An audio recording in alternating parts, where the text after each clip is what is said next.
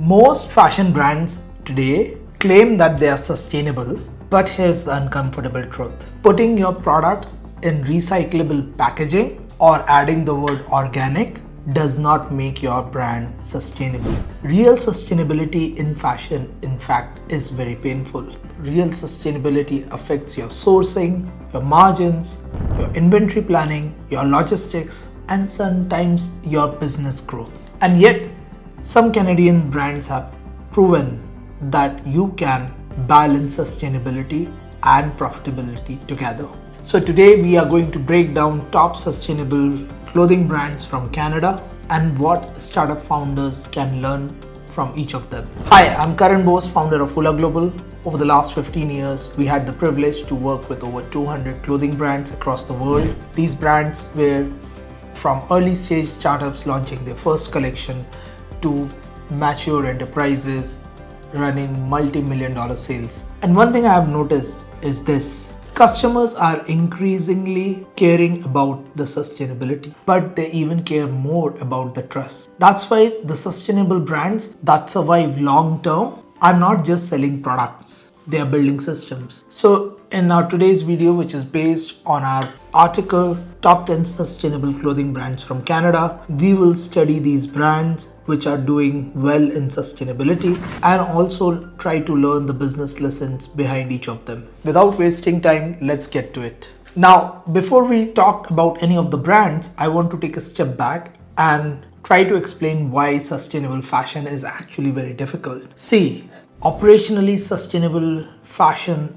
is very challenging because sustainability not just impacts your packaging, it impacts your fabric, your choice of MOQs, your choice of minimums in terms of SKUs, certifications, shipping. Everything falls within the parameters of sustainability. The kind of dyes you are using, the kind of workers and the setup you have, all those things combined together creates a sustainability pitch for your brand. And if your operations are weak, your sustainability message will eventually collapse. And that's why very few brands can do sustainable fashion properly. Kotn. One of the strongest Canadian examples of sustainability done right. Kotn built its business around traceable Egyptian cotton and direct farm relationships. But here's the real founder lesson. They made sustainability operational, not just aesthetic. That's the difference. 2. Tentree. Tentree became famous for planting trees tied to purchases. Now many people think sustainability branding is about planting trees. It's not. What Tentree actually did well was create measurable storytelling. Customers could emotionally connect with impact. 3. Frank and Oak. Frank and Oak built strong positioning around sustainable everyday basics, minimal design, responsible sourcing, clean branding, and honestly, minimalism works extremely well with sustainability because the visual identity itself feels aligned. 4. Miik focused heavily on local production and sustainable fabrics. This is important. Local manufacturing is not automatically more sustainable, but supply chain visibility often becomes easier. And visibility matters. 5. Encircled, known for versatile travel-friendly clothing. Now this is where sustainability gets commercially intelligent. Instead of telling customers, buy more, they position around buy fewer but better. That's a powerful shift. 6. Barley. Focused on ethical production and transparent pricing. And transparency itself is becoming a competitive advantage in fashion. Consumers increasingly want to know where products come from, who made them, and why pricing exists the way it does. 7. Province of Canada.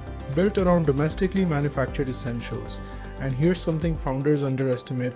Made locally is not just a sourcing decision, it's a positioning strategy. 8.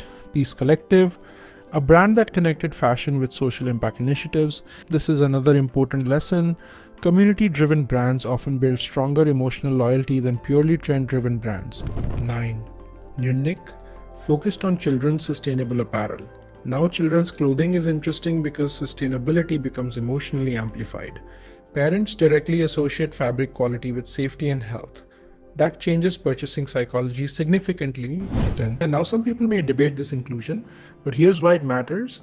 Large-scale brands attempting sustainability, even imperfectly, push operational shifts across supply chains. And scale changes the conversation entirely. So here's what most fashion founders misunderstand when it comes to sustainable fashion. They think sustainability is just a branding layer on top of the product. They cannot be more wrong about this. Real sustainability starts at product sourcing, inventory planning, MOQ management, logistics, and most importantly, how you are dealing with the dead stock, the inventory that never got sold. Because the most unsustainable thing in fashion is the inventory that never gets sold. And you know the irony? Most startup brands don't even calculate their liquidation ratios before they start manufacturing. And that is a real waste of valuable time, resource, money, energy if you are not calculating liquidation ratios before you start. So let me tell you something that most influencers will never say. Sustainable fashion is operationally very expensive.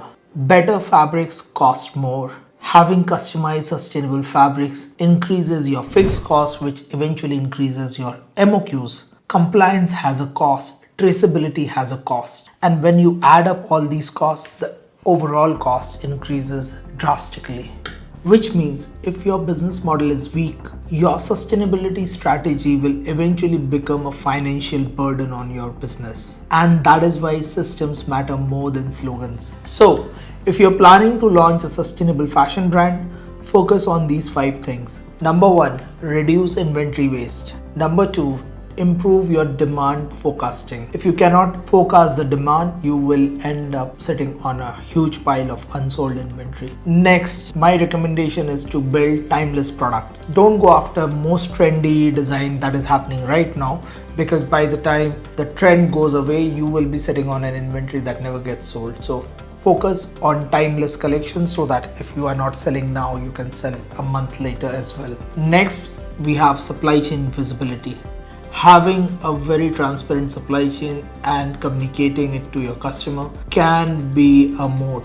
So make sure that you are comfortable sharing the information to your customer, but at the same time you have the information of your supply chain in the first place to begin with. And last but not least, plan for liquidation. Plan for liquidation even before you raise a purchase order, even before you start talking to a supplier. Make sure you understand your liquidation ratios and you have your numbers right.